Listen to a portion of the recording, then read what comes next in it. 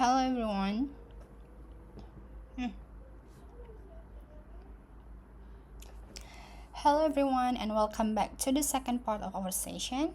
I'm Skill Up Mastering the Endgame and you're still with me. I'm Shah and from ICB Auditor Coordinator. In our last session we talked about setting up the game board, right? Now it's time to talk about using advanced strategy and tools to win the game. We will continue with our chess analogy. We've already covered the board and the basic rules. Today we will focus on making a smart move that leads to victory. This is all about applying that we knew and using the right tools at the right time.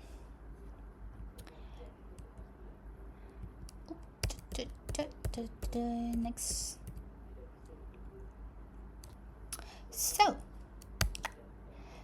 here's our agenda for today. We will start with welcome back, where we will take a deep dive into the provided resources. Then we will talk about your endgame strategy, which cover putting your strategy into action with the OKR and para frameworks. Finally, we will end with the victory report, which is about reporting on state of your entity to win the game. So, you are back and ready to win. In our last session, we talked about using data to understand our chessboard. Today, we are going to explore some key tools and a game to play to win your journey. We will look at how measure success, understand your unique challenge, and set a clear goal for the futures.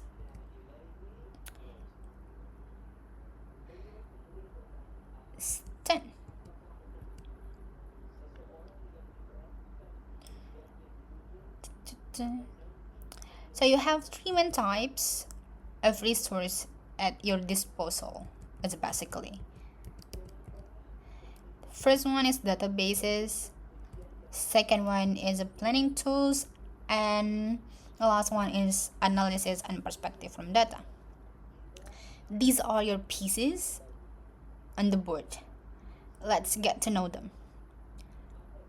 For databases, that is the performance dashboard, guideline, and also development index.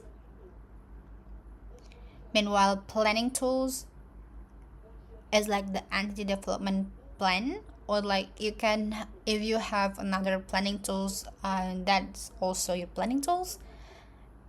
And for the analysis and perspective from data, it's basically the ICB reports and the outputs of the global call, regional call, that can count. And also the cluster report. It's basically a report from us to showing you the overview of the clustering that we did on DI. Then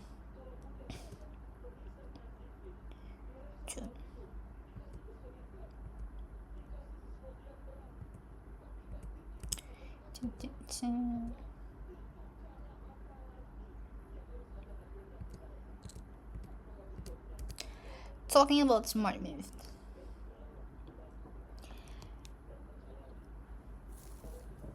This is basically three things that you need to remember. The first one is like open with a strong foundation.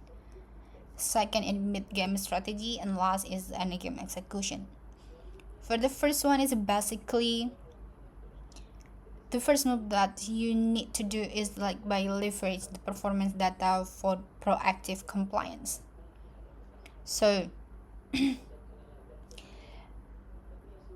you remember, we have what was it, the databases. This is the first thing that you need to take a look at, because that is where you get all information you need. You have already learned how to set up and clean databases. Now you can use the data to review the entity historical and understand its current state and make informed decision. Whether you need to do A, B, how you can improve your entity from cluster X to cluster Y, to doing that, you need to check your scorecard. And then moving on to the mid-game strategy is your time to analyze the entity and the cluster inside for targeted development. Like if you don't analyze your current state of your entity, that gonna be pretty hard for you to understand what exactly your entity needs to do to jump from cluster, let's say from cluster 5 into cluster 1. And the tools that you can analyze to make sure you have the right move is the development index and the cluster report. If you want to comparing yourself with another entity, you can take a look also on the ICB quarterly report, because at least you have a bigger overview. Bigger overview about the state of the global, and then who you can approach. Like for the example, the entity that you can approach that still have a similar reality with your entity, to make sure that you are jumping from the lower cluster to the higher cluster. Meanwhile, for the last part, which is the endgame execution, once you are done analyzing it, you understand your state of your entity, it's your time to plan and implement for the long time, like for long-term growth and sustainability. And through this, you can do it with the EDP tools, or if you have another tool for the planning, you can also use that. 10. This is the process code that I think you need to keep in mind. So the justification form is not only for you to justify your absence, but also they have a lot of things that you can do on that form. First, you might be familiar with this: justify your absence through this link. Yes, but you need to remember that you need to submit the form a maximum of 7 days after the event or touch point took place. And if the submission after this deadline might not be accepted.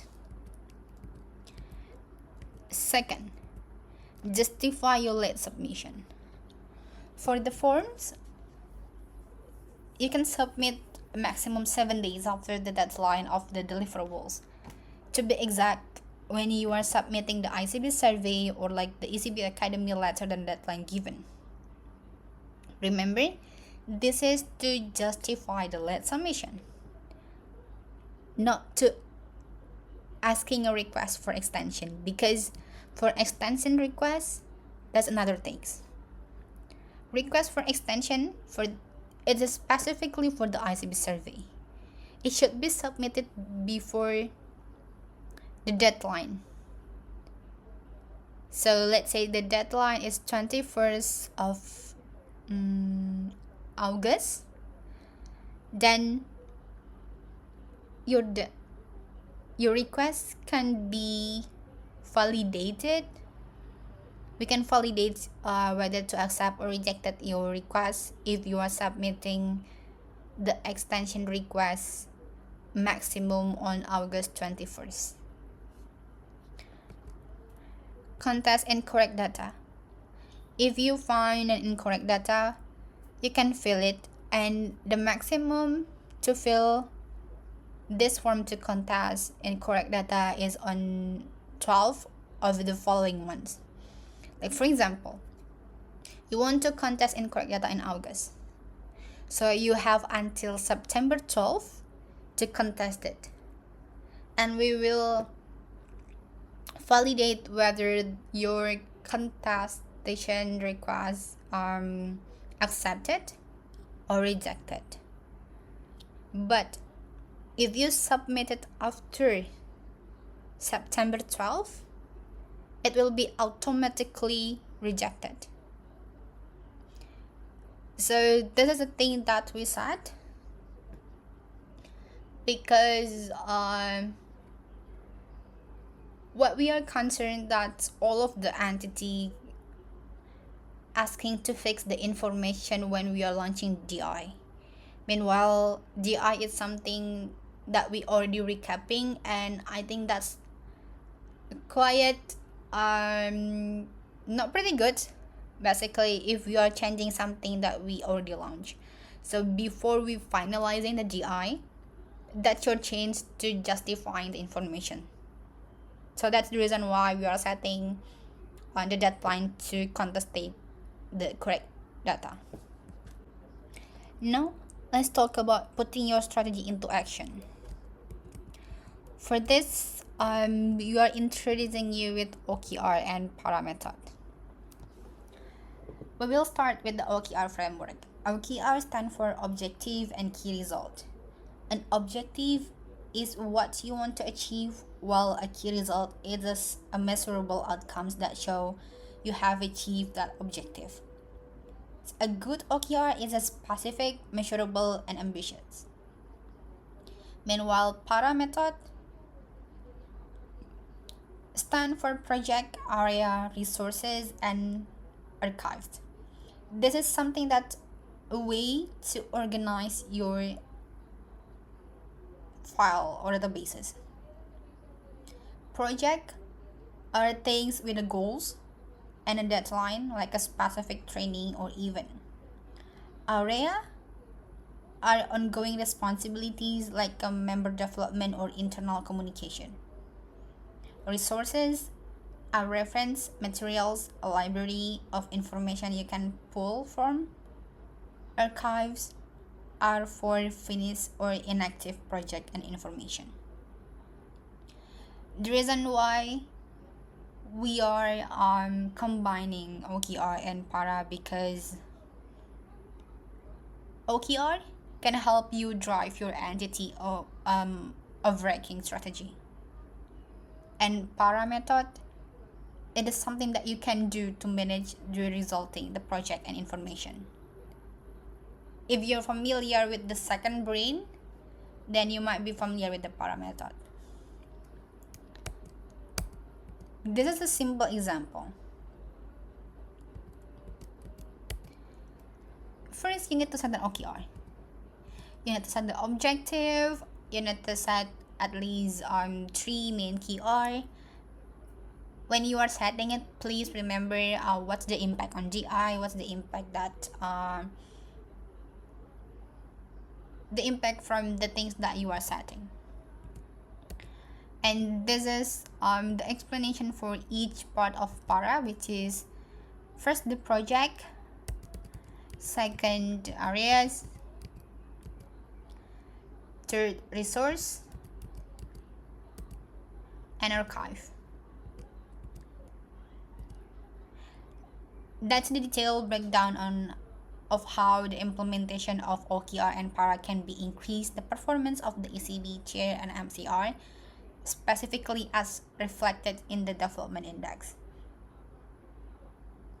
Using OKR and para together can be significantly improve your performance because you can use your OKR to set a clear, measurable goals, and then use the para method to organize your files and resource to help you achieve it. And your success will be reflected in your development index score.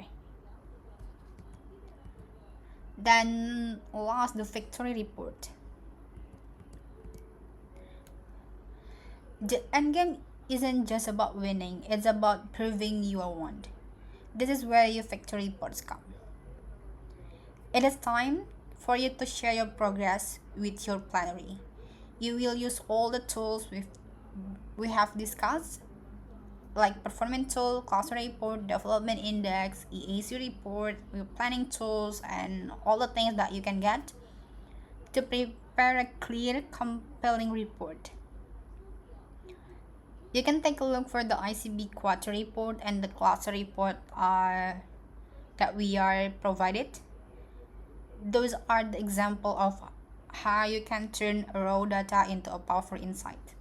like showing everyone how well your team is playing and how well you are on the path to victory, how well the growth of your entity for past few months.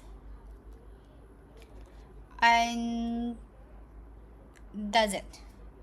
Thank you so much for your attention. I hope you feel more confident in your role and are ready to master the end game. If you have any question, whatever it is, you can reach me out through Telegram. See you in the next opportunity, everyone.